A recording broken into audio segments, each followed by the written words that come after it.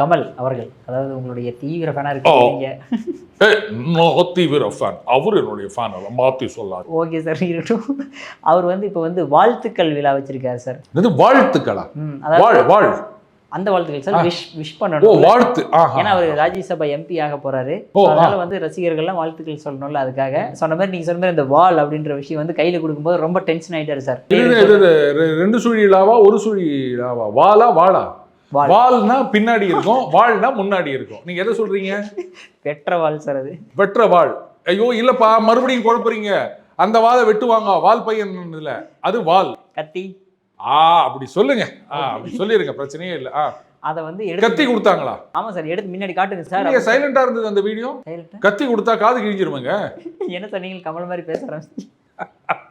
புரியறதுக்கே ஒரு நிமிஷம் ஆகுது இல்ல? பரவாயில்ல, நான் பேசுறதாவது ஒரு நிமிஷத்துல புரியுது. எங்க அண்ணாத்த பேசுறது 1 மணி நேரம் ஆனா கூட புரியாது. அதை என்ன பண்ண போறீங்க? ஒருவேளை சிம்பாலிக்கா சொல்றாங்களோ? எதுக்கும் கொஞ்சம் கத்தி கத்தி பேசுங்க.